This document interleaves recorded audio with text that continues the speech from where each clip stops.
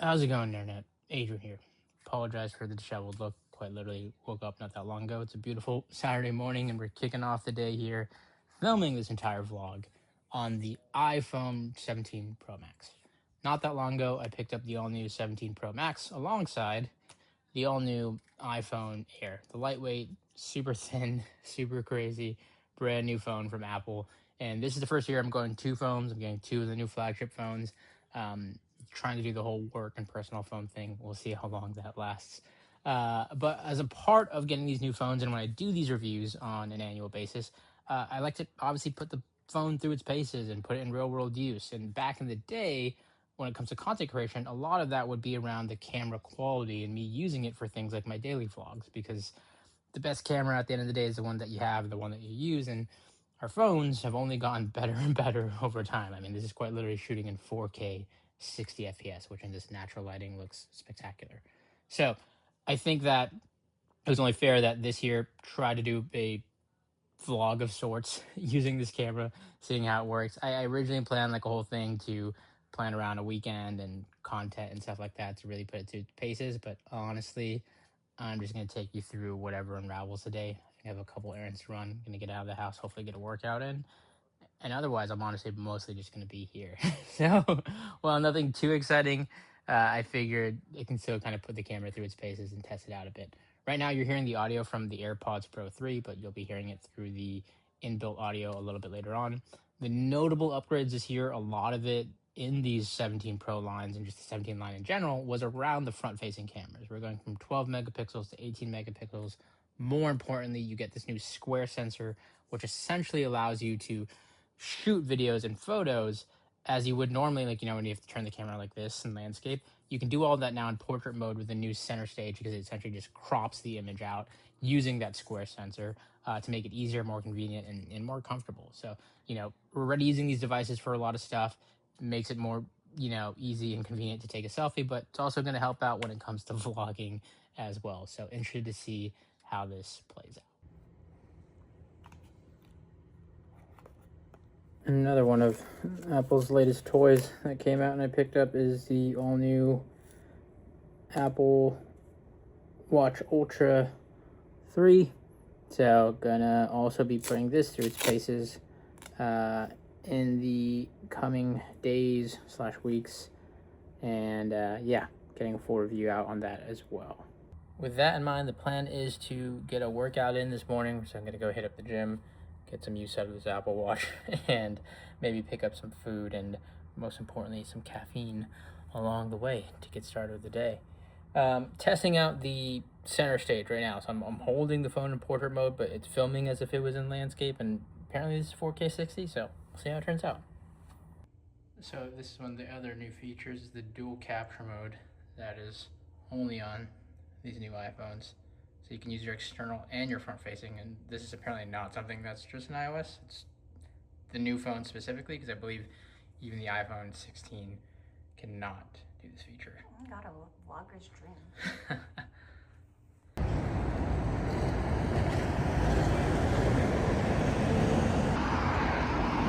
So this is the 1X lens. We're using the action mode.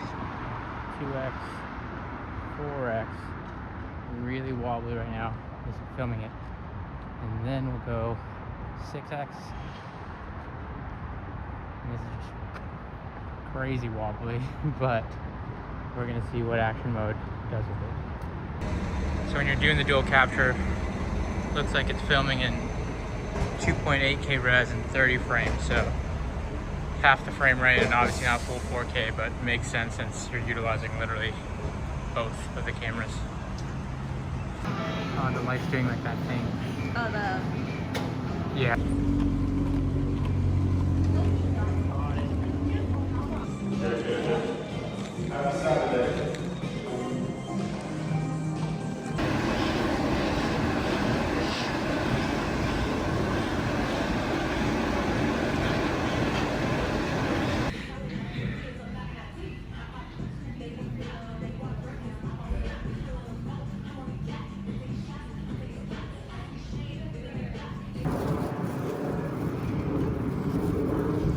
Bag secured. All Alright, finally back home. Had to stop by the store and feed that gambling addiction a couple more packs to open today for the Magic the Gathering collab. So, I already know I should just be buying singles at this point, but nothing beats the thrill of a successful pack rip. These packs. Let's see. Mass Meower, Lurking Lizard, another Doc Ox Henchman, Mechanical Mobster. Whoa, Multiversal Passage. Pretty sick card. I like the art on this one. Cool land. Ponder. Nice. And the Clone Saga in foil. This is a little comic art one. Good workout. Okay, so it's like 5 in the afternoon right now, and which means it's the perfect time for an afternoon coffee to carry me on for the second half of the day here. I plan on getting some work done and playing some games tonight, so gonna be a late night.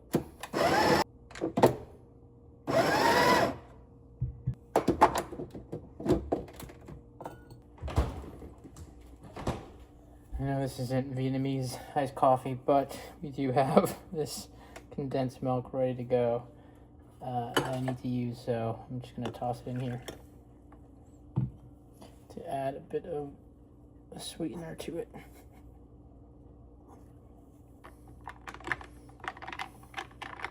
So I've been printing all sorts of things ever since I got this Bamboo Labs X1 Carbon, and I think soon enough I'm probably going to be upgrading to an H2D. But one thing in particular that I've been printing a lot of are things for Magic the Gathering or trading cards in general.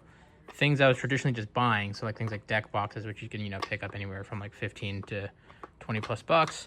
I can now print with some filament in a couple hours and get something like this, which is a pretty solid design all around and holds up to like 100 plus cards. And it goes well in different colors here. It matches different themes for the decks and so on that I have. And speaking of those deck boxes, I actually have another one I'm printing out right now in black, so we'll see how that turns out in about 3 hours. So just to give you a bit of an idea about that center stage feature I was talking about earlier, this is me recording using the front-facing camera in 4K 60 FPS, typical kind of like Instagram vertical video format, but same lens. You can't do it while I'm recording technically. I hit that same button and you can now see much more of a wider field of view. So you can imagine how this would showcase in, like, if you're trying to get more people in frame or a photo or video in this case, while still filming in that 4K view. Typically you would have to, again, like hold your camera something like this, like sideways, to get in that landscape orientation. Now you can do all of this while keeping it in portrait, which gives you a bit more of a steady hand and a firm grip on the phone itself. Anyhow, probably in for the rest of today, going into Saturday night here, as if I don't need more hobbies or financially irresponsible things to sink money into. Here's the thing. The other night, my friends, we have a group chat where I have a couple friends who are into Warhammer 40k, and they were joking because another friend of ours who was trying to get somebody else into it hadn't finished making his Black Templar. If you don't know how Warhammer 40k works, tabletop game, you have to build these kind of minifigs, and they come in parts where you assemble them, much more meticulous than something like, a Lego, for example, because you have to glue them, put them together, and then it goes as far as, like, you have the ability to paint them and, like, decorate them and design them yourself. He hadn't finished a unit that he's had for a while, and the running joke was how long it was going to take for him to finish it. I happened to see that they sell Warhammer 40k at my local card store that I frequent, and decided to pick one up and went down that rabbit hole. And here I am the next day later with another 5 units, because there's something therapeutic about not just assembling them, but even like the painting process and little DIY. I'm not, or don't even play the game, but I don't know. It takes me back to like when I used to work on like electronics, like iPhone repairs and stuff like that. I don't know. There's just something about zoning in and just focusing on a task and working on something that is satisfying, and then you get your end result, which mine is. Don't judge my painting skills, because that was definitely the hardest part for me. But over here, so yeah, this thing was like completely assembled, glued, pieced together, and then technically painted very roughly by me. So random hobby that I now guess I'm into. So here's the rough game plan for tonight. I have a couple video games that I've been meaning to dive into, and with the weekend, one of the opportunities I get to just kind of relax and kick back. So I want to get some Silk Song in this weekend. I want to get some Hades 2 in this weekend as far as video games go. I think I'm going to start off by unboxing assembling one of these units, and I think I'll work on or look to paint the actual figurine tonight, because I want to, like I said, get some games in. I also have some videos I need to edit for YouTube and whatnot, and that's definitely something I've been lagging on. So a little bit of decompression, and then we're going to come back to this later tonight. So yeah, let's get into it. Alrighty, let's kick back, sink some hours into this game. Death to Kronos.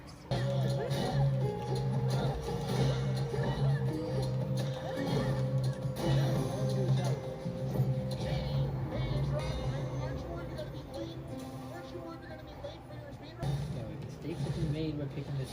Come, caskets.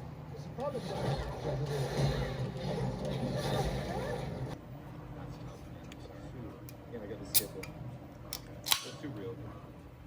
Houses smile. Alrighty, a couple hours later, print's done. Fresh off the plate. There's the main box. Here's the lid. If I can manage to get it off, there you go. Look at that. Pretty sleek. And the way this works is you can just take your deck, or in this case just my set of cards, place them in here, and then you have this kind of front slot if you want to display like your main card. In this case for Magic, it's known as a commander.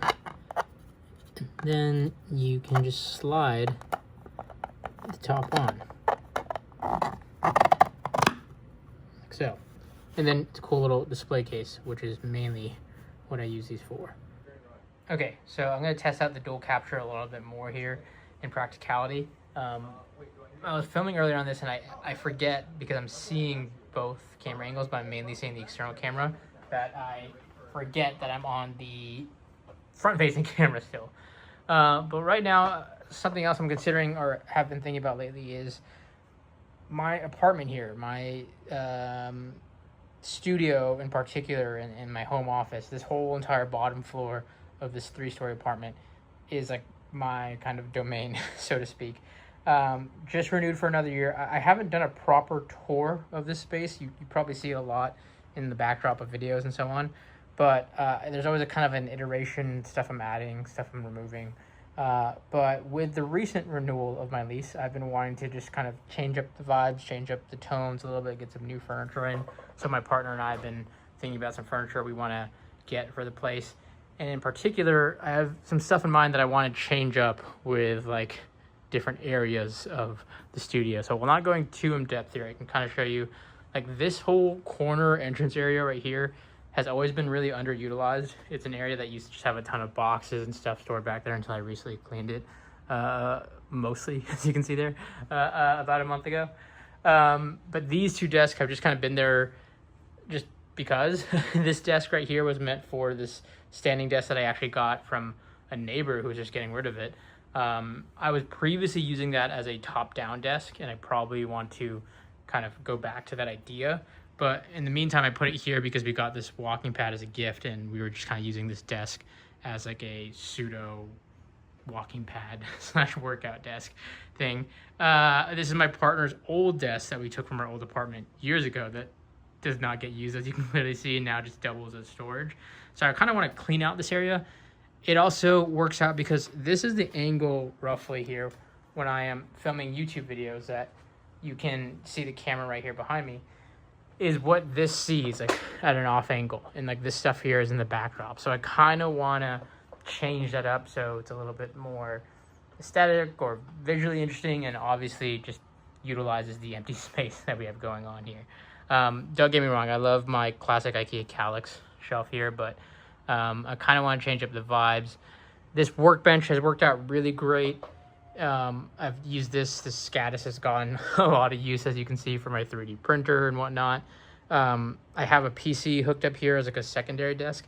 To be honest, this does not get used much in terms of an actual computer, so I'm debating if I want to change this up to an actual like proper workbench.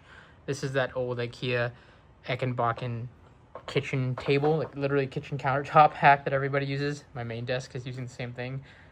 These are like my old desks from my old apartment when I had an L-shaped desk that just basically broke up into two pieces. But I think I kind of want to change it up in conjunction with, like, a couple months back, I did this whole area right here, this kind of media console for my record player, had some of the records up here, and I really like this look. This is like a IKEA hack that I saw on Instagram, and I like this kind of wood natural tones, and I think I want to kind of get a little bit more of that going throughout the space. The studio is a mix of like maximalism meets kind of cozy vibes, as well as, you know, very techy, as you can see here with my full-on server rack mounted right next to that. So a lot of stuff that I kind of want to consider, think about. I think I'm just going to take some time tonight to map things out, and then we do need to get a IKEA furniture order in this week. Whoops, as I blocked the camera entirely. So I think I'll use this as an opportunity to kind of decide what I actually really want to incorporate here in the space. And with that, ladies and gentlemen, probably going to wrap up the vlog, because from here on out, I'm probably going to be up to a degenerate time and be playing some games, doing some errands, hopefully editing some videos and getting them uploaded for the internets, including this one. But with that in mind, filming with this phone, filming with the 17 Pro Max today, and just in general, testing out these new phones lately, has always been interesting. I think, like I said, it's always coming from this lens and this perspective of, I understand it's sometimes lost on me, coming as somebody who gets to upgrade year after year, check out this new devices, you know, 14 Pro Max, 15 Pro Max, 16 Pro Max, 17 Pro Max, that sometimes that jump in technology is lost in you. And look, I'm going to have my full review out on Digital Dojo, so if you're interested in that technical aspect and the breakdowns, check out that channel.